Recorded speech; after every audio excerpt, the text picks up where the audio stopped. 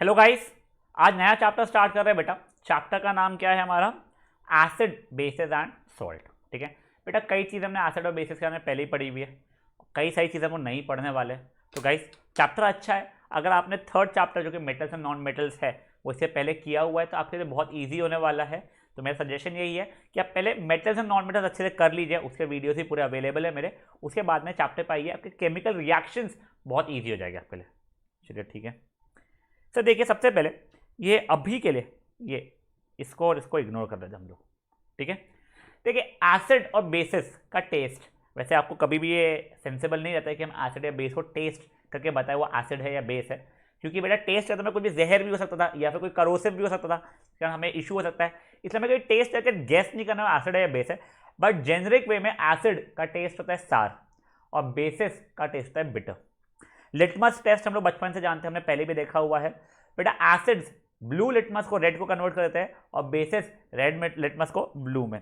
तो इसको याद रखना है तो सिंपल सा, बेस का बी, बिटर का बी और ब्लू का बी, बी बी बी करके आप याद रख सकते हो, बेस बिटर ब्लू ऐसा।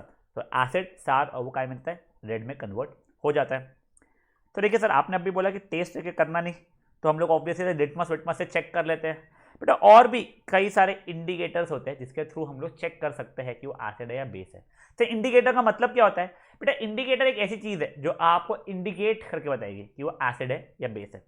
हमारे इंडिकेटर या तो नेचुरल हो सकते हैं, मतलब नेचुरली अकरिंग हो सकते हैं, या हमने सिंथेटिकली उसे डेवलप किया हो, ऐसा भी हो सकता है। कुछ इंडिकेटर्स ऑल फैक्ट्री इंडिकेटर्स होते हैं। तो ऑल फैक्ट्री इंडिकेटर्स मतलब बेटा, ऑल फैक्ट्री मतलब स्मेल होता है, वो अपनी स्मेल चेंज कर देंगे इन प्रेजेंस ऑफ एसिड या बेस और बताएंगे कि वो एसिड था या बेस था। तो इनके बारे में हम देख लेते हैं, अलग अलग इंडिकेटर्स देख रहे हैं। सबसे पहले लिटमस। ठीक है, तो लिटमस एक नेचुरल इंडिकेटर है, नेचुरली अकर करता है। आप लोग जानते हैं वो एसिड में रेड रहेगा और बेस में ब्लू कलर का शो करेगा। ठीक है, टर्मरिक। टर्मरिक मतलब क्या? हल्दी, वो भी नेचुरल इंडिकेटर है बेटा। वो एसिड के अंदर येलो रहेगा, बेस के अंदर रेड रहेगा। ठीक है बेटा, आपको सब कुछ याद रखना पड़ेगा बेटा। आपके पास एप्लीकेशन बेस्ड क्वेश्चन भी आ जाते हैं, 1 मार्क के क्वेश्चन भी आ जाते हैं। रेड कैबेज बेटा, वो भी एक नेचुरल इंडिकेटर है। देखिए रेड कैबेज एसिड में रेड रहता है और बेस में ब्लू रहता है। अब एक होती है फेनोफ्थलीन सोल्यूशन। अगर आप लोग आगे केमिस्ट्री करते हैं 11th स्टैंडर्ड वगैरह में, तो ये आप लोगों को केमिस्ट्री के प्रैक्टिकल्स में कई बार यूज होगा फेनोफ्थलीन सोल्यूशन पता करने के लिए कि एसिड क्या है, बेस क्या है। एक टाइट्रेशन करके चीज होती है, वहां पे हम बहुत ज्यादा यूज करते हैं, पर ठीक है उसमें बहुत डेप्थ में नहीं जा रहा हूं मैं। बट फेनोफ्थलीन एसिड के अंदर कलरलेस रहता है और बेस में डालो तो पिंक कलर का होना शुरू हो जाता है। मिथाइल ऑरेंज भी एक सिंथेटिक है जो एसिड के अंदर रेड कलर का रहेगा और बेस के अंदर येलो कलर का रहेगा। तो बेटा देखो ये इतने ये पांचों की पांचों, तो आपको कुछ भी हो जाए ये याद रखने ही पड़ेंगे। ठीक है, इसमें चलो ये लिटमस वाला ईजी है, बच्चे आपको याद रखने ही पड़ेगे। तो बच्चे तीन याद नहीं रखना, क्या नहीं बेटा, तीन बचे हुए जो ये है ये तीनों भी याद रखने, तीनों की जो सेम है तो फट से हो जाता है याद। अनियन, वनीला या क्लोव।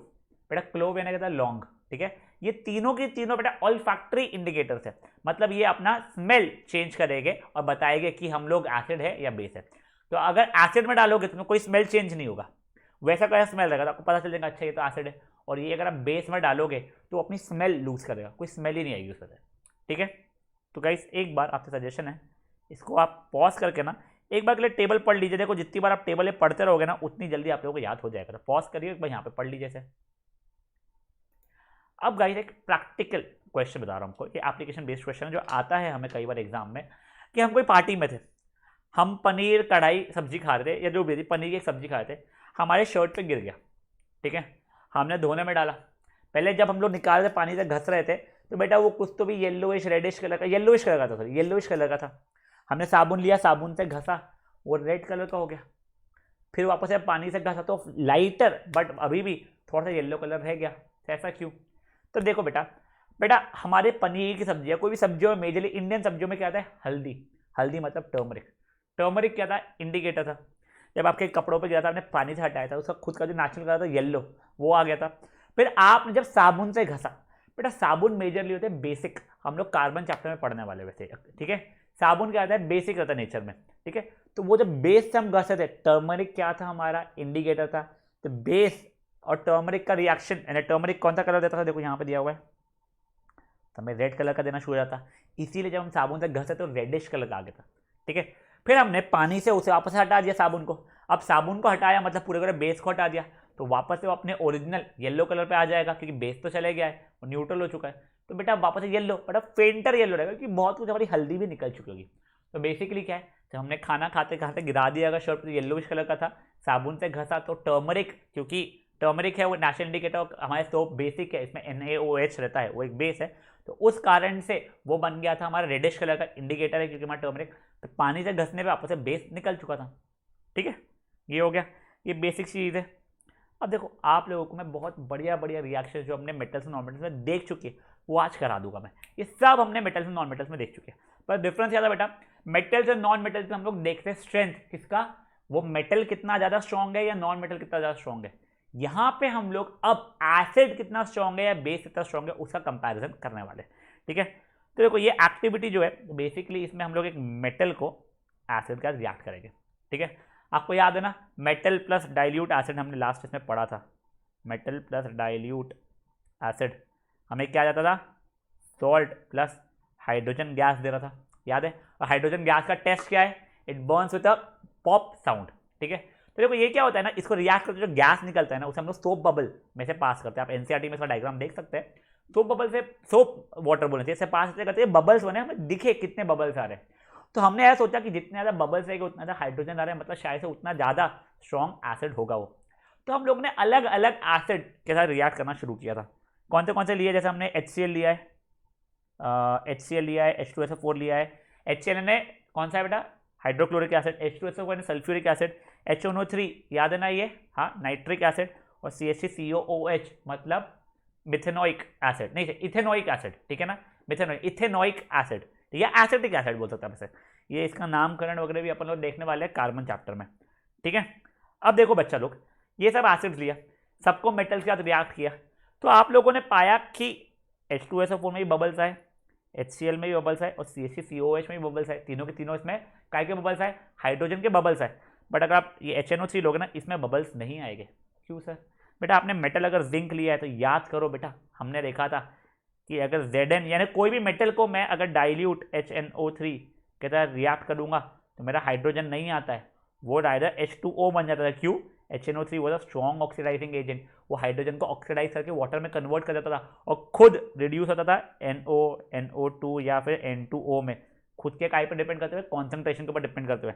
अब देखो ये चैप्टर में आपको इतना दिया हुआ नहीं है, बट ये सब चीज़ें हमें मेटल और नॉन मेटल के थ्रू पता चलती है।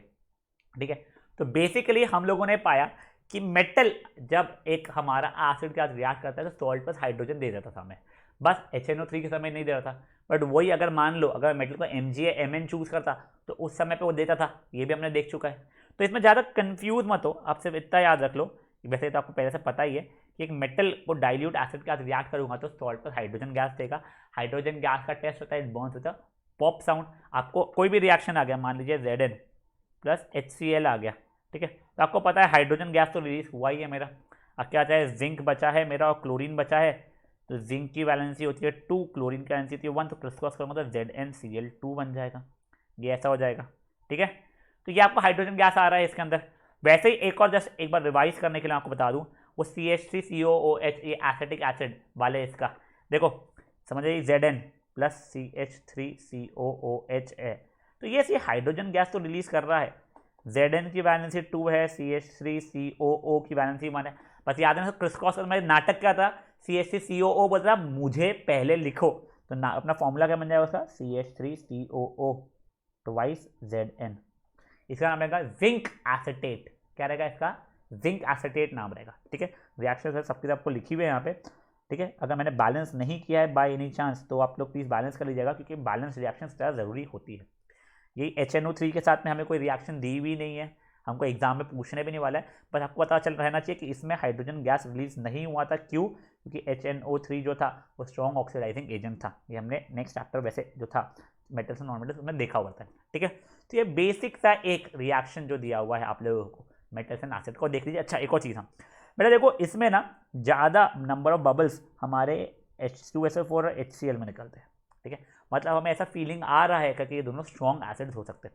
CH3COOH में कंपेरेटिवली कम निकलते हैं और HNO3 में तो बिल्कुल ही नहीं निकलते हैं। तब वो अगर सेंस लगाऊंगा तो मुझे क्या लगेगा, HNO3 तो बहुत ही खराब एसिड है या एसिड ही नहीं है। पर ऐसा नहीं है बेटा, वो HNO3 का एक्सेप्शन है।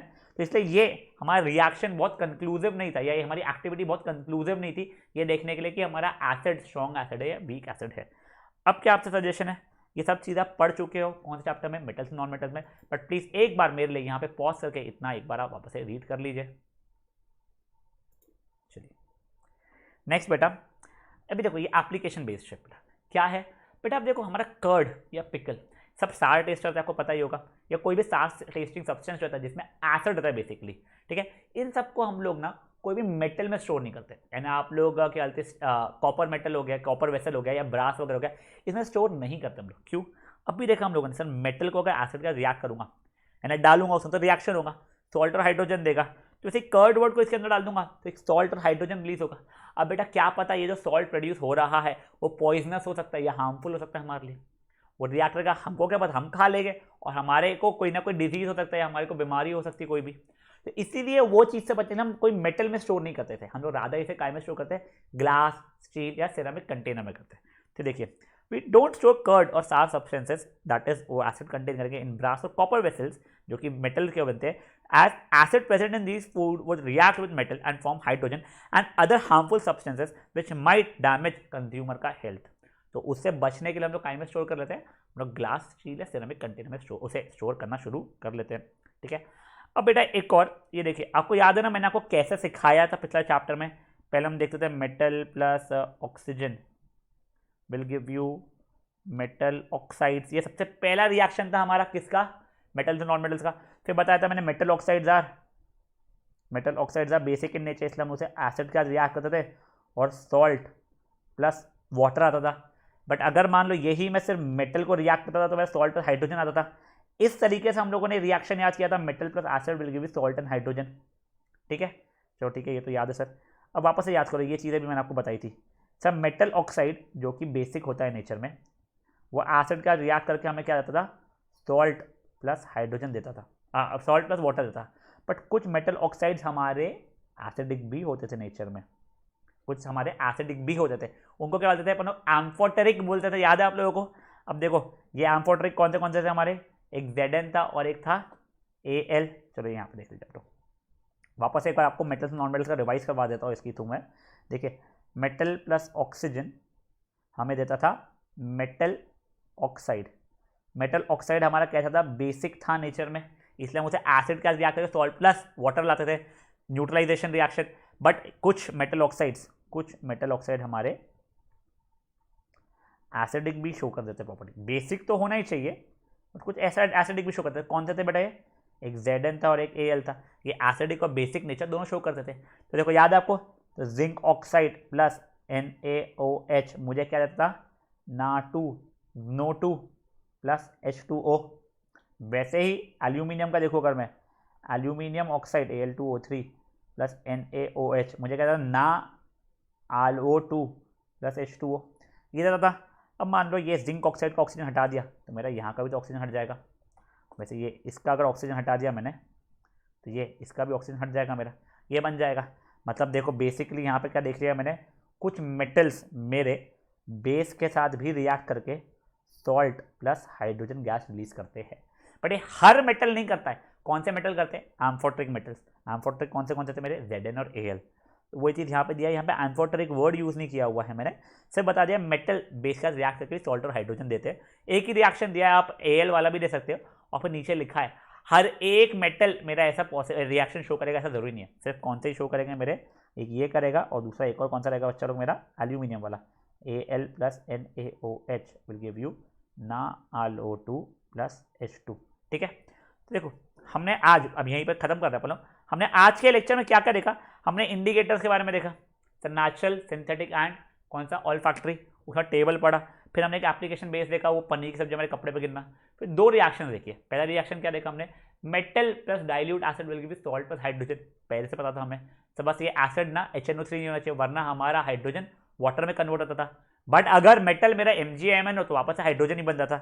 और दूसरा हमने क्या देखा, कुछ मेटल्स मेरे सॉल्ट के साथ मेरे कुछ मेटल्स बेस के साथ रिएक्ट करके भी सॉल्ट और हाइड्रोजन देते थे। वैसे कौन से थे, एम्फोटेरिक वाले थे, ये हर एक मेटल के साथ नहीं होता, ठीक है बेटा। देखो आपको मेजरली आगे जो रिएक्शन आने वाली ना, आप पहले से किए होंगे, ठीक है। ये जो रिएक्शन एक है नेक्स्ट, ये इतना आपने शायद से नहीं किया हुआ होगा, बट उसके आगे का खूब सारा आप लोगों ने फर्स्ट चैप्टर में देख चुका है, कि मैंने आपको फर्स्ट चैप्टर में पढ़ा दिया था। ठीक है, चलिए बाय गाइस, बस इसको प्लीज़ अच्छे से यहाँ तक रीड कर लीजिएगा अपने नोट्स के थ्रू।